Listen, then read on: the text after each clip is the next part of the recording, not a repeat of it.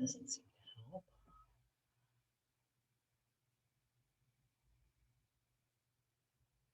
I don't dare close this, so proof. What does your shirt say, John? Take it away. John's wearing a topical shirt. What does it say, John? It's the periodic table of superheroes, but I think we're live and people, I don't know how many people are here or not, but 33. I see us at last. You're up, Brenda. Introduce us. Okay. I hope hope we have some audience. This is the oh God, now the title has slipped my brain. It's the superhero policies about superheroes panel. And I think that the first thing we should do is to have the members introduce themselves. And I'll be last. Why don't John, why don't you start? Okay, I'm unmuted. You're hearing me. So I'm John Tilden. In the Balticon world, I readily go by JT.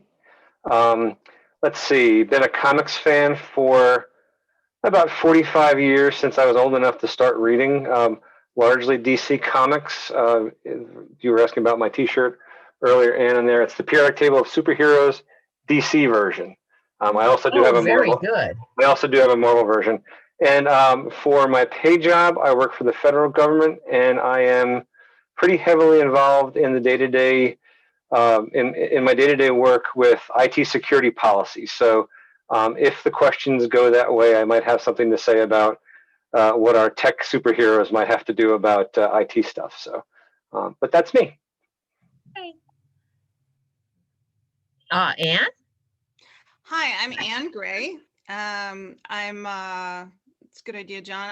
I'm in York, Pennsylvania, and I'm NetMouse on Discord and generally on the internet since about 1996. I have netmouse.com if you want to know more about me. I'm a human factors engineer, though right now mostly a mom and a substitute teacher. I teach anything except French. As a human factors engineer, I worked a lot in future combat systems and human robot interaction. So I learned a lot about flying robots and some of the regulations that apply to anything that flies, which of course includes many superheroes in our imaginary worlds. I do like to read comics and read lots of stuff and watch stuff. And there was something else I was going to mention. Oh, and I run science fiction conventions and other nonprofit entities. So that's another area maybe related to this panel that I know something about, is the idea of limiting your liability as an organization. Oh, very good. Jay? I'm Jay Smith. I'm a writer, podcaster, audio drama playwright. And for the past 15 years, I've worked for the Commonwealth of Pennsylvania in various capacities. I currently work for the Governor's Office of Administration. And I think the common denominator through the past 15 years is I've come to know bureaucracy and red tape. So I'm excited to talk about how the bureaucracy will react to any legislation that would regulate superheroics. Okay, I'm Brenda Clough, and I've been a science fiction and fantasy author for a long time. I recently learned that I am the first female Asian American science fiction writer in this country, which is impressive. I think I just got published earlier. And I've also been a comic books fan for a very long time, mainly in superheroes. And so I have a sort of rag bag of knowledge about these things. And I guess the main thing that immediately strikes you when you think about regulating superheroes is the enormous amount of damage they can cause. Just in terms of, like buildings and street pavements and street lights falling down and that kind of thing. There's a lot of, every time you have a combat, there's a lot of damage, and they can't always fight in the middle of the Pacific Ocean or in Antarctica or something. You have to have explosions, and that means buildings, and that says liability, insurance. Yeah, and would it show up in your homeowner's insurance or your renter's insurance? Would there be clauses for that?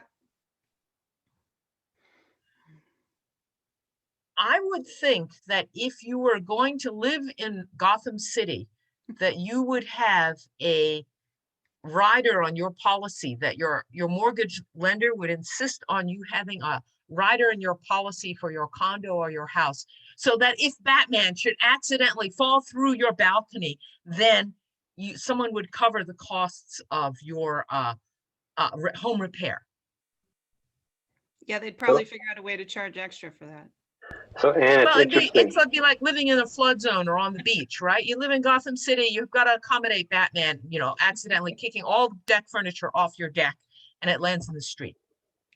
And Brenda, in the DC universe, for a long while there, Bruce Wayne funded the Batman.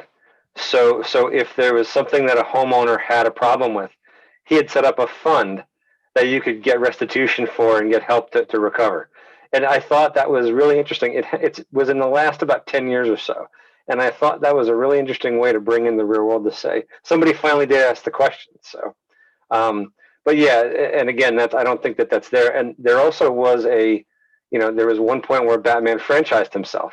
So he was international. So he had crime fighters and do-gooders all across the world. And it had this quasi thing. So, I mean, for me, the first question is, are these do-gooders legal or not?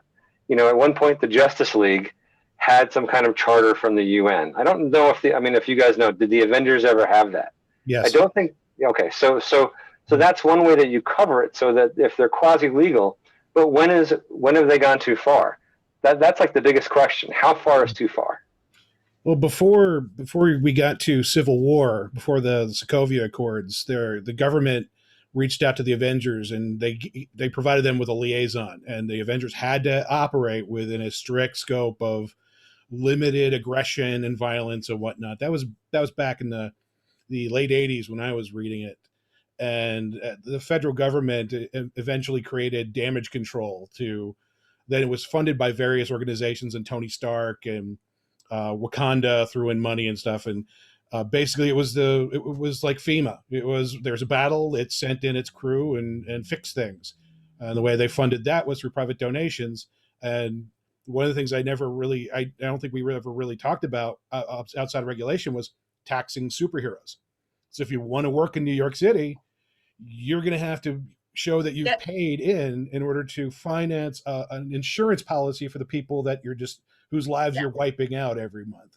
So you'd have essentially to be licensed the same way that dentists are licensed, or people who shampoo your rug are licensed, just so that you can't just get up in the morning and say, I think I'm going to run a crematory and start, burning dead people or something. You can't do that. You have to fill out the forms. You have to get the licensing. You have to show what you're doing. And essentially, you're talking about regulating the superhero industry. Yep. That's how it would happen in the real world. Everyone, they're technically vigilantes, so they're subject to city, municipal, state, and federal laws. So you cross a county line, it's a completely different situation. So when you get into the bureaucracy of heroism, it becomes a big pile of red tape. And you think about it works all right if your superheroes are scarce. Right. In things where you have people suddenly mutating and things like that, or young people turning into mutants when they hit a certain age. How can you hold someone responsible for powers they didn't even know they had until they went off blindly or whatever? That becomes a challenge as well. Are there special rules for underage, for juvenile superheroes? Well, then you can get into that whole separate issue about is it in child endangerment when Batman takes Robin out on patrol? Clearly, the kid's not able to consent to dressing in tights and carrying a dart gun or whatever it is. So since he's not at the age of consent, is it okay for him to be a sidekick? There's just tons of things you could do. We could essentially wind the whole industry up into in red tape. You're right. It would initially be a free-for-all. It'd be like the Wild West. You would have a government that would be very concerned about how to approach an entity like Superman and say, no, don't do that. Because he's doing so much good, but they don't want to, but they want to protect the people, or seem like they're keeping them on a leash. It would be, and there would be an inciting incident, like at the beginning of the comic book version of Civil War. Civilians would have to die. It would have to be a mass casualty event, and then all of a sudden, every legislator in the world or in the country would start to push their own legislation to regulate, and that's when the bureaucracy would kick in. And I think you would see something like Batman is a threat level blank, Superman is a cosmic level threat, and then the regulations would start to stack. But the problem is, you can try and regulate superheroes, but how are you going to regulate the supervillains?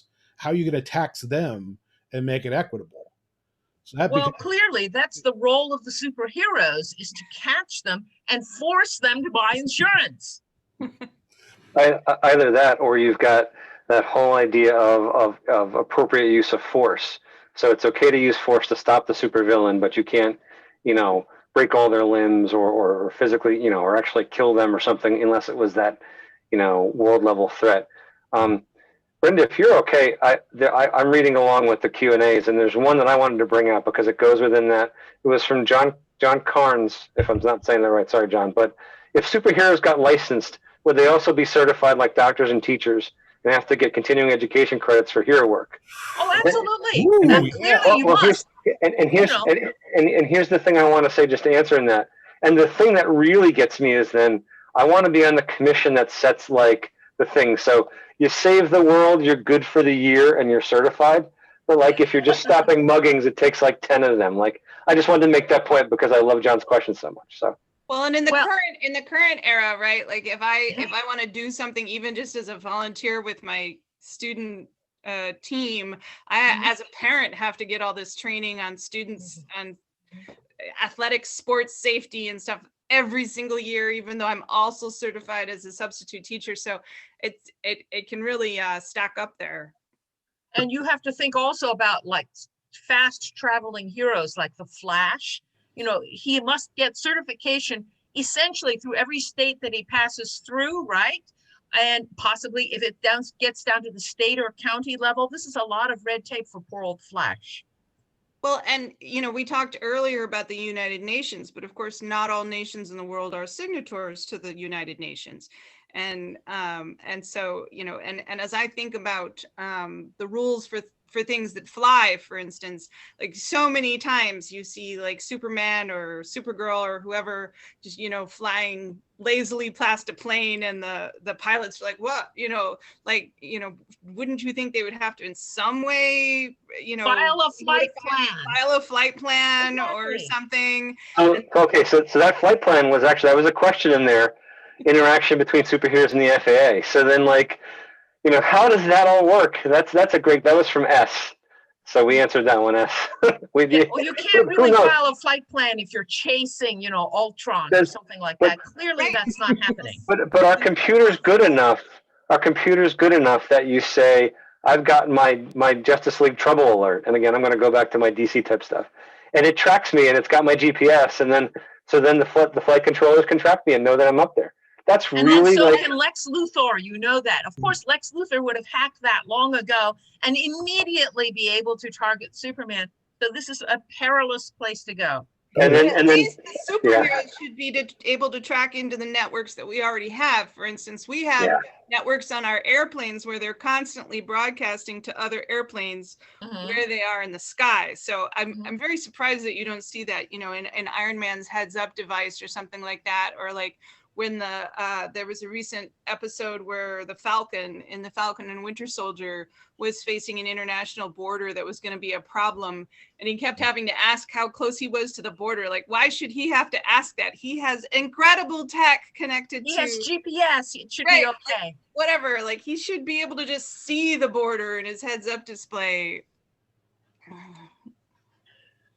I can see why this is such a pain in the neck for the industry, because as you probably know, the movies are not written by the same people who write the comic books. And I would say 45 minutes, the comic book writers or the movie script writers change. So from moment to moment, it's not consistent. And it becomes less and less fun if being a superhero is sort of like filing your income taxes. Many, many forms, lots of bureaucracy. Somebody mentions there was an arc in the late 80s about Flash being sued by people whose homes were destroyed when he tripped and left a trail of wreckage through 7 states. I mean, that's just an accident. That's Yeah, but on the other hand, someone has to pick up the freight on this. I mean, clearly, and frankly, I don't think Barry Allen can afford to pay for this out of his own pocket. So somewhere, somebody's paying the cost of this. And even if you have insurance, you can get insurance for your own house for like tornado damage or stuff. The amount of risk, if you live in a tornado zone, you are paying more than if you are living somewhere where they never have tornadoes from one year to the next. So you could imagine that the premiums for the Flash would be pretty darn big. Can he afford it? If he can afford it, and I just don't see how he could, does he get Bruce Wayne to help him afford it? How long is Bruce going to pick up the freight on all of the Justice League of America? That's part of the appeal of having well-funded organizations. You can attract someone like Spider-Man, who works on his own, works on the streets, to come work for us, and we'll cover your liability insurance. We'll pay your health insurance, which for Peter Parker is probably even more important. Or on the other side, you could potentially have, mob style situations where they're like, these things happen. If you want to be prepared, if you want to be taken care of, you just got to pay. Need friends. Does the advent of this society in reality drive, the day job out? Barry Allen is no longer the police scientist or something. He only works doing this because it gets funded, and he's doing good, and he makes enough to get by. And then and the converse of that is, somebody had mentioned, I think it might have been in chat, or it might have been in the chat or the Q&A, but about like, how do you register? How do you know that you have a unique name, that we're talking about you? If you don't unmask for your safety, and yet you might be called in court, or you might file depositions, or you have to file the paperwork, like, how does all of that work? That's a really interesting question. Like, you'd probably take what we do for police, but then you'd say, okay, the right to privacy of a person to just go and have a burger without being bothered, or are you on call or not? Do you, on your little trouble alert, do you say, I'm off duty now, so it goes to somebody else and you're not liable? I thought about this. The only thing I prepped in thinking about this was, how does the Good Samaritan law relate, and how does it have to change for somebody that's a first responder or somebody helping in a crisis? How does that have to get modified for Western society, at least, to deal? It would have to be expanded. I think the same laws that protect law enforcement and first responders would be extended, so long as the hero puts on file that their secret identity, their hero identity, is a working corporation title. They register their superhero identity with a classified organization. They pay their taxes, they pay their licensing fees, and they Saying work I with have bad FEMA. internet, so I'm trying. And as long as they play ball, the government will provide them Hold on. blanket insurance that they can't be sued for certain things, and that their secret identity will be protected for some reason. There was a question in the Q&A: can you sue a secret identity? I think if you're acting like Batman and you don't want anybody to know anything about what you're doing, absolutely. If somebody finds out that Batman's Bruce Wayne, I'm sure all of Gotham City and the surrounding area will start a class action lawsuit against him. So, Yeah, and there is, and the whole fun of it is actually having your two identities. You can be Clark Kent and do dweeby stuff with Lois, or you can be Superman and push planets around. The whole fun of it is lost if you have. I could easily imagine that if you were like somebody like Barry Allen, you'd actually have to have a separate, like doctors do, you have to have a separate employee to handle all the paperwork and insurance and liability issues, the way the doctor has someone who essentially deals with all the Medicare people. And you could imagine that every so often somebody, especially supervillains, might be tempted to just completely rebrand, fake their own death and come out in a different costume. Someone like Superman would have a peace treaty. Do that, the way surely there must be a reason why Supergirl changes her costume so often. So I'm going to say this as a joke to get the laugh, but then see where you guys go with this. Okay. Is Superman exempt from HIPAA regulations with his X-ray vision? Well, and then you wonder about like the more atomic superheroes like Dr. Manhattan. I think he's a radiation hazard. And probably there should be some issues with this. And then you could get into the whole separate issue about, even if we have our combat, let's say in the South Pacific, there's environmental issues, you know, the endangered species. Yeah, and people are mentioning that Superman isn't a healthcare provider, but then, you know, like thinking back on the Samaritan laws and stuff like that, like, you know, a certain amount of your responsibility to respond is based on your training. So for instance, as a teacher, I'm always required to report it. If I see any sign that somebody's being abused by the law, I have to report that. And it would be interesting if people tried to apply that to someone like Superman, saying, you know, well, you know, by the law, you have to stick around and let the EMTs know if somebody's bones are broken or something like that, because you know, and we don't. And it's life or death, you know? Right. Yeah. If you just take off, that's really irresponsible. I could see that just by doing this, we could suck almost all the fun out of the whole industry.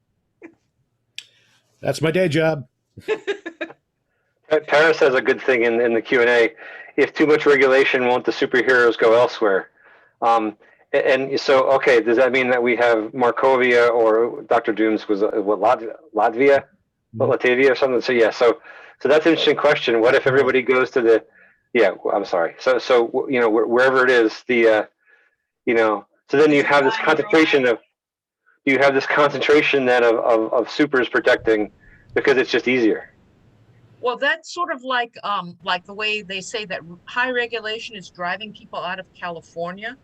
High regulation plus high taxes means you essentially allegedly have less tech innovation, because if you're going to start a business, it's rough to start it in California or in New York City. It's expensive, and there's too many hoops to jump through. In theory, you would do better to go and start your business in Kansas, where they don't care what you do. But in actuality, Kansas, you know, where do you want to live? Kansas, think about it. They're facing that in the EU as well. There's been some issues, you know, where like Ireland might give people tax incentives to come to Ireland, and then the rest of the EU is like, well, you know, we all need to tax companies so that we don't get into a bidding war to the lowest, in which case none of us get any money. Right, and the French are famous for having absolutely vicious regulation, and French bureaucracy is something like a cinder block that's covered with moss. But every time someone says, well, you know, you're destroying France with this, but they'll say, but this is France. And everyone says, right, escargot, wine, never mind. And then it's fine. There's only so far you can carry this, I think. Well, you can also think about it in terms of private industry. A lot of cities and a lot of states will modify their laws to make it more attractive. Think about Atlanta and Vancouver for the film industry. If they see that there's crime in the rise, and the Joker has moved to Seattle is going to make it really enticing for a superhero to come in and be regulated and operate in that. So if Russia all of a sudden decided to make it really easy for Superman to operate, the United States government is not going to want to overtax or overregulate. So it becomes more of an economic struggle than a regulatory one. So there was a question, I think it might have been in chat. No, it was in chat, about if you're agents of another government, do you then claim diplomatic immunity? Do you have to change that at the worldview? You know, I always wondered about that. Isn't that how Dr. Doom gets out of everything? Every time it hits the fan with the Avengers, and then he says, "Oh, I have the diplomatic passport," and then he's out of there, and he never has to go to jail. But if it's your operations base and you're the agent of another government, but yet you go and you cross the borders and something goes in, how limited is that diplomatic immunity for the responding of stuff? That's a really good question. There's a story there somewhere for somebody to write. Isn't diplomatic immunity offered by the country? So if I go to another country and they haven't offered it to me, I'm basically a foreign agent. Yeah, but like I grew up in New York, and nobody in New York with diplomatic plates ever gets a traffic ticket, right? Because of the UN and things like that. So it's, how far does that go? You don't, I mean, if you commit murder, you don't get out of that. Right. But they might deport you or whatever, but you're not. And you can run over somebody and, you know, mostly get away with it. But doesn't New York offer that? Not all countries agree to be part of the UN. What were you going to say, Jay? What, doesn't the United States or New York offer that?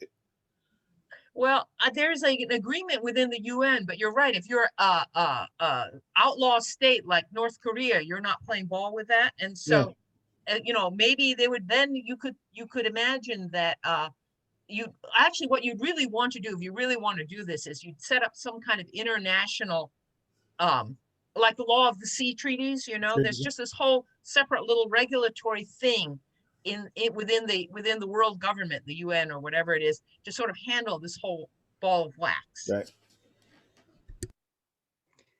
What Yeah, other I think question? Go ahead. the idea of people operating outside the law is an interesting one in the world of supers, and especially when you get into the possibility of superpowers coming through drugs, possibly illicit drugs. I don't know if any of the rest of you have watched Black Lightning, which is a television show. You know, they have a situation where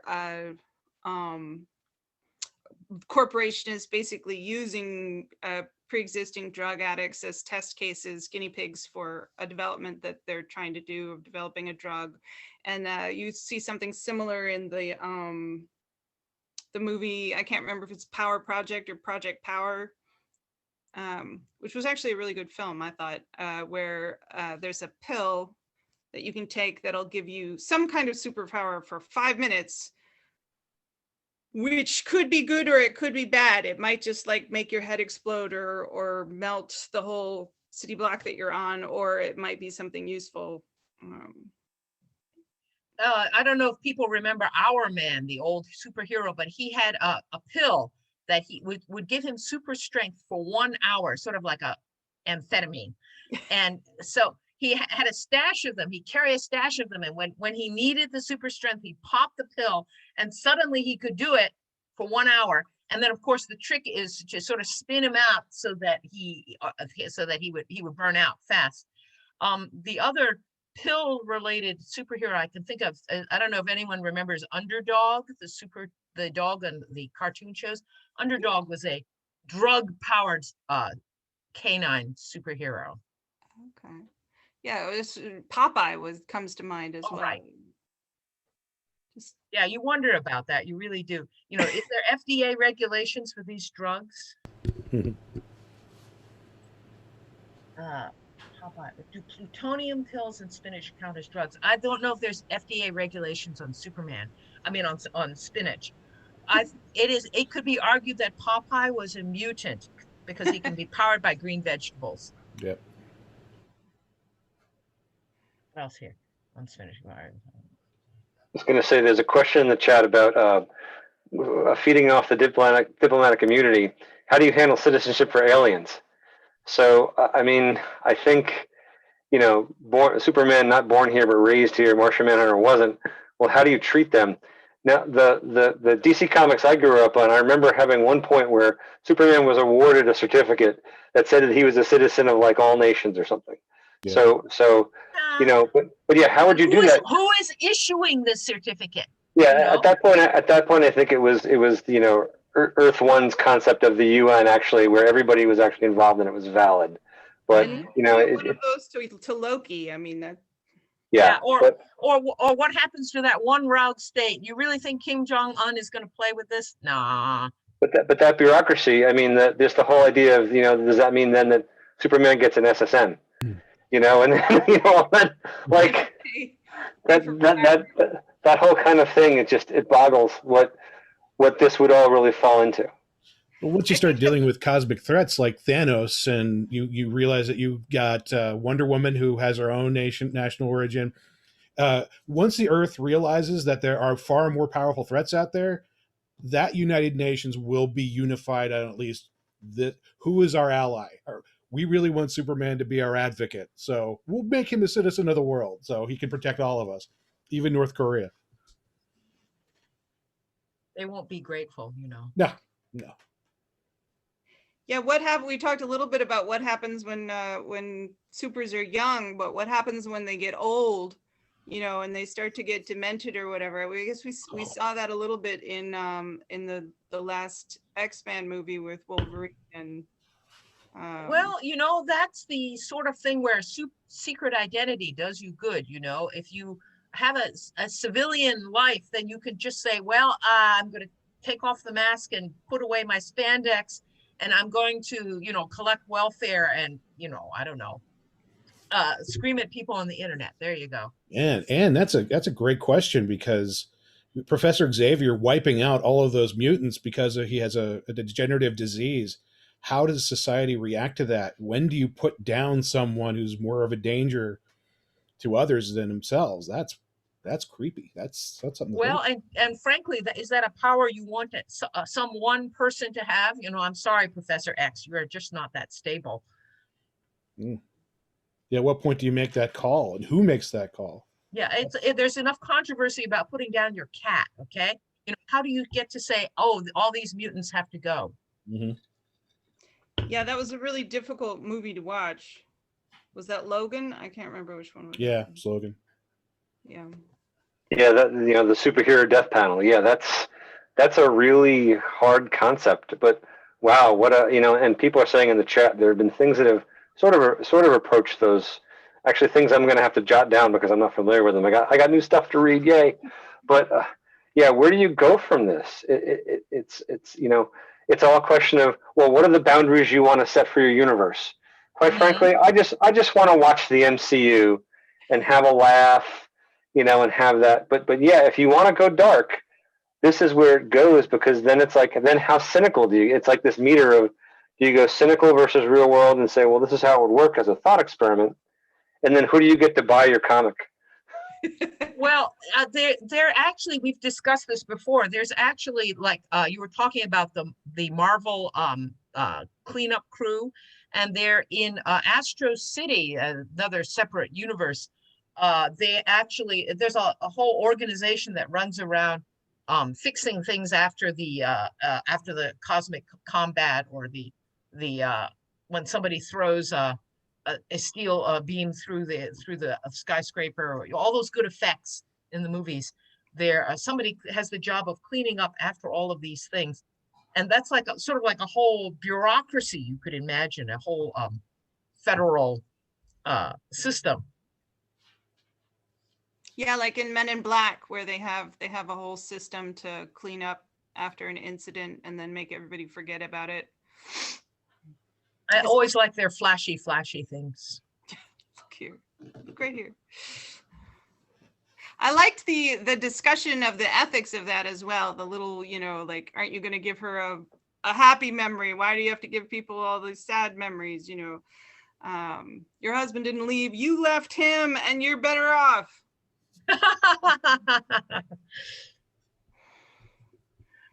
Yeah, somebody there's actually more work on that end of it than on the actual throwing steel girders around. That stuff takes place sort of all explosions. They take place fast, but then the fixing of the explosions, the putting the windows back, repaving the street, this takes a ton and a half more time.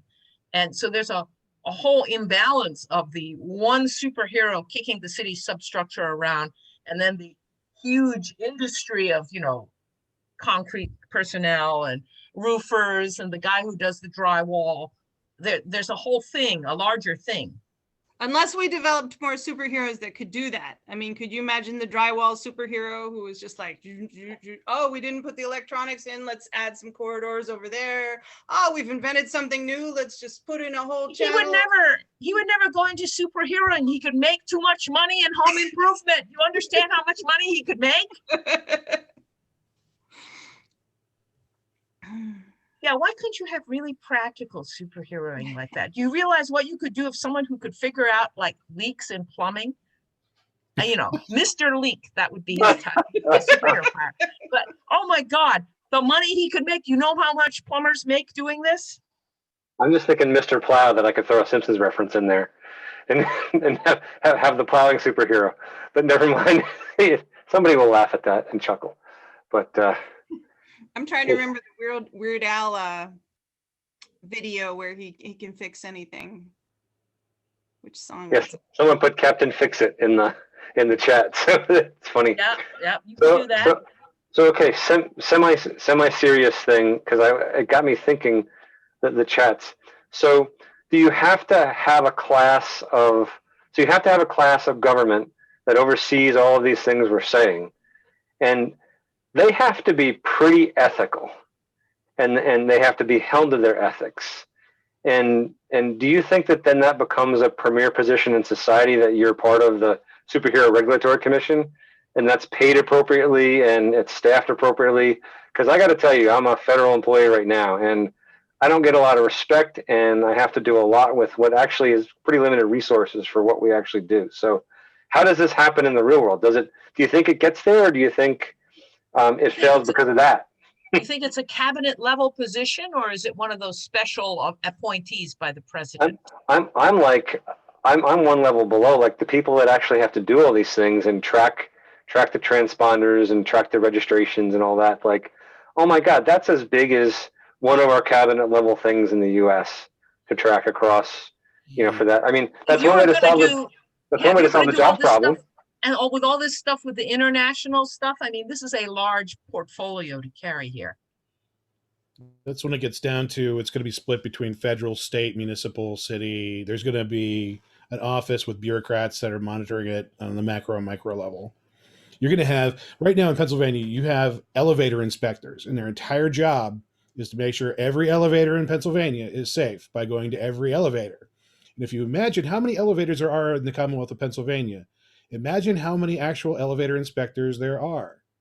How often are these elevators being inspected? Now, you don't know where your superheroes are, and you have 200 superheroes with all of these gadgets and technology and abilities. Your government's going to have to go out and inspect them, right? That's going to take a lot of time and energy. So it's not just going to be one czar who's going to be checking every superhero. It's going to be one. Yeah. So the first thing is the psychiatrist to make sure that they're stable. That's the first people we have to. Those are the first people that we have to. Yeah.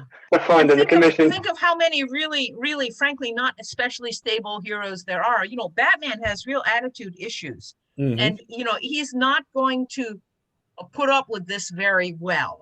I could just say. No. I mean, if the whole point of dressing like a bat is so that people keep away from you, right? Mm-hmm.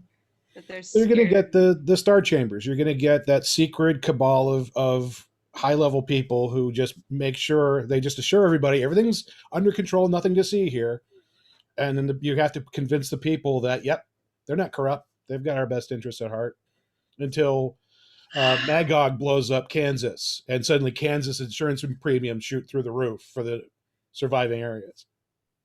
Yeah, I can see that there could be some real problems with this. And it's not like you can put your hand on your heart, God knows, and say at every moment that the government actually knows what it's doing and has our best interests at heart. There has definitely been moments when you could say, no, this is not so. Yep. I don't think people would put up for very long, especially in a city like New York, where you look at any one crime that takes place and all of the things that have to happen with the NYPD and related organizations for a simple crime. Going to grand jury, going to trial, trying to figure out who's to blame and liable, all of that stuff amplified 100 times. It just becomes, Law and Order, Justice League. That would just be a ridiculous scope. And what that tells you is that the Justice League must have a lot of lawyers on retainer. More money, Bruce Wayne. We need more, because you're really going to you just need someone to help grease that through all of those hearings and stuff. Yep. Yeah. Taras mentions that there was an excellent She-Hulk where her human persona was basically a superhero liability lawyer. Yep. Clearly a legal subspecialty that in the DC universe that has a lot of, at least as good as corporate law. I just have to bring up this question because I chuckled over it, because I have to deal with the federal acquisitions regulations on a regular basis. And S asked, in Tony Stark as Iron Man is a defense contractor and used his profits to build his suit. So how many provisions of the FAR did he break when he took it into a war zone? I just had to give you props on that one. That is hysterically funny. But yeah, how do you stay abreast of all of these regulations? You know that a lot of the bat technology is essentially Batman borrowing the stuff from Wayne Enterprises, who is, by the way, getting Defense Department funding to, figure out these jet engines or stuff. So essentially, he's sucking on the tax dollar to fund the research for the whirly bats or whatever they are. It is there's a lot of fishy stuff going on there, and you could actually imagine that just the slightest shift here would completely turn Batman and his whole enterprise into a real criminal. He's doing federal fraud. Kate's got a great one in the chat. What happens if all these registered superheroes unionize? Has there ever been a series or something that has explored the idea of a superhero union as opposed to just a team up? What is the union fighting for or against? I mean, are they combating regulations, the regulatory structure of of all this stuff we're talking about? Or they might be fighting to get paid enough, like that's another thing that's come up in Falcon and the Winter Soldier. Somebody's like, oh, you're getting paid for this. And he's kind of like, well, not really. No. I always wondered why, Peter Parker is always hustling to take photographs because he needs something to live on, just like everybody. Right. Yeah. Yeah, I think if a superhero organization was incorporated, if there was a Walmart of superheroes, then there would be that threat. But I would think that the government would be the contractor, and somebody like Tony Stark or Superman, who could literally create diamonds with his fists, could finance and pay a living wage to the Flash, who puts his literally life on the line every day. So The problem there is then you flood the diamond market, then they're not. Yeah, scarcity, all that. Yeah, I thought the same thing. Yeah. And then there's the whole, you could monetize your notoriety, Superman, cereal or candy bars or whatever it is. But that's kind of, it's like Prince Harry coming over and deciding to monetize being Duke of Sussex, Well, Boys does a great job with this. The comic book series and the show, where the Seven, which is their version of the Justice League, they're owned by a corporation, and they're allowed. They don't unionize because they're allowed to go out and get endorsement deals and be in movies and stuff. So they're allowed to capitalize on their fame and their celebrity, which is a great way to prevent unionization. Is that Amazon Prime right now, Jay? I can't remember what. Yes. Okay, it's on my list. And in many states, you can actually establish an LLC that officially has a public good goal, which gives you not exactly tax write-offs, but if you're still for profit. But doesn't that protect you though from liability? So that since it's the LLC, they couldn't sue you for actually, dropping a top of a building onto my car, and now my car is not drivable, and I'm suing you. They could sue the LLC. I mean, that's what it's there for. It literally stands for Limited Liability Corporation, but they could not go after somebody's independent assets, including their money. Well, this is where, like, Bruce Wayne, frankly, I think has some problems here.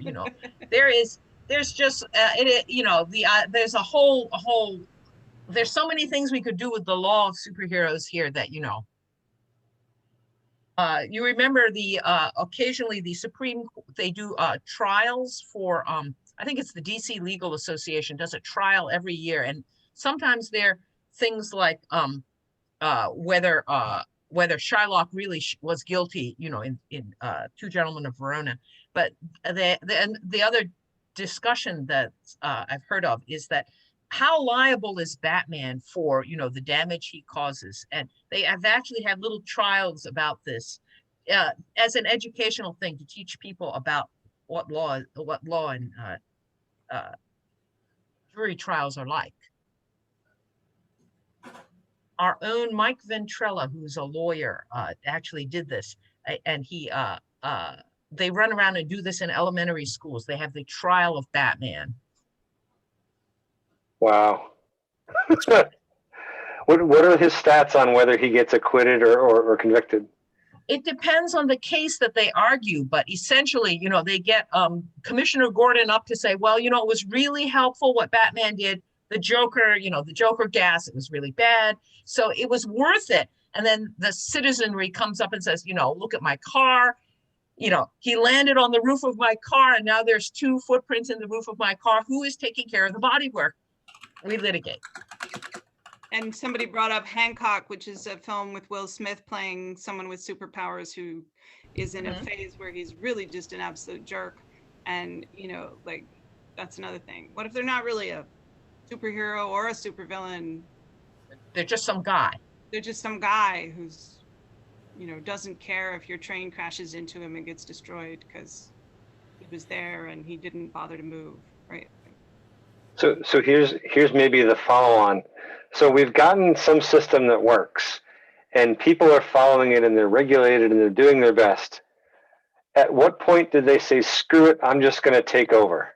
You get President Superman or whatever that in that faction. Is there, like, what is that range where or maybe for the panel, just have something fun. What is the straw that breaks the camel's back that forces Superman to say, "Screw this, I'm just going to fly into the White House now"? You guys have messed this up. I can't imagine Superman doing that because he's sort of the big blue Boy Scout.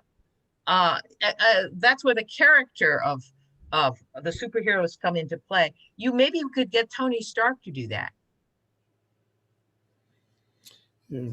There have been a number of comics where that's happened, and it's usually, I think the Justice Lords, which was in the chat, is the best example that you compromise a superhero's morality and they go do another world's episode where they take over the world. But, Lex Luthor's probably the one that's going to do that for the DC universe. And but I agree. I think Tony Stark would try that if he were pushed to a limit. And from a comic standpoint, they did it, and then they retconned it out. Right. Because it was like, well, what do you do after that? So it was like, or they've in the universe resets. It's not. It's gone from that. And we also have examples of superheroes who are the heads of their nations. You have it in Wakanda. You have with the Black Panther. You have it with Dr. Doom. Doom's the villain though, but with Storm you have, she's treated as a goddess, but also, as a queen. So we do have some examples of that, maybe not so much in a complete democracy. That gets into that question, how much would people... I really think that Black Panther must not do a lot of the day-to-day governance. Clearly there's a parliament or somebody back in Wakanda doing the day-to-day stuff. Okay. Yeah. Yes. Yeah. There's a council that he has to deal with anyway, definitely. I think we're at the 2-minute warning. Oh, we are. Okay. I wonder, does anyone of the panelists have anything special they would like to say at this moment? I like the way everyone has a good regulatory view on this, Well, I just I'm glad that for the most part we are not stuck with just like the Incredibles situation where superheroes are completely illegal. But I would like to see more play with these other situations that we've talked about. You can imagine an entire TV mini series about that, Mm-hmm. It would be boring, but it would be fun. It might not be boring. It might be like, what's the recreational department one or whatever, it could have its own. Well, what you'd have is every episode you'd have a different superhero coming in with some horrible issue, like, I killed her puppy, I'm sorry, but what can I do about it? And they I'm suing, my puppy is worth a fortune, There were a couple of pilots a couple of years ago, and they never made it to any of the networks. One for Marvel, Damage Control, was going to be its own series, and there wasn't enough interest. Well, but you see, that'd be perfect. Brenda, the one thing I'll mention is I'm moderating a panel at 8:30 tonight about what is the actual title? It's science fiction comics without superheroes. So any of you guys that enjoyed this panel and you're free at 8:30, log in for that. I don't think any of the other panelists are on that panel, but if you're interested, stop by on that one. And I forgot to mention, in the real world, I'm the president of the Highland Society. So I'm a fixture at Balticon because of that. If you guys are interested in anything about Robert Heinlein and the Highland Society, please stop by the Discord chat channel, and I'm free to talk about it there. Okay, I have I a don't reading know tomorrow whether, at 2:30, and I'm not doing anything the rest of the night. So if you want to check out my stuff, it's jsmithaudio.com. Lots of free stuff, and if you like that, there's stuff to buy too. Thanks. Yeah, we do tend to sort of lump, like Tony Stark, or like if you've ever read the Echo series with of Terry Moore's, people who get amazing technology feel like superheroes, but are they? That's a whole nother panel. all right, well, I don't know if we are just about out of time or not. Yeah. Hopefully though, someone will tell us. But I guess I could say have been writing novels, and if anyone would like a free novel, you could Google on my name. I have a free novel up at Bookview Cafe. It's a Victorian thriller in a series of 11. And just as a stunt, I'm having 11 books coming out this year, one a month. Go me. That is a superpower if you want. I'm keeping an eye on it here. What is are we supposed to do something? Yeah, if you guys want to talk about the topic, apparently you can go to Gather and do okay. the water table stuff. Okay. I don't know if we're available to be there or not. In that case, it's a free for all because it's everybody just talking. So there's also a Discord channel.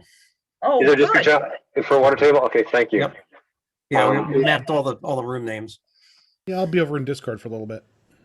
Okay, well, that is great. I thank you for everybody who did come. Your comments are really useful. My God, look at this thing. You guys are chatting up a storm. Thank you so much for your interest. Done? Brenda. Okay, bye-bye, bye-bye.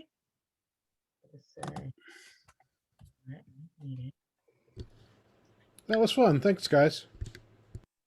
Yeah, that was good. We didn't go too much over, and it's not like you have to run to the next room. So, Take care, John. all right, see you around, Jay.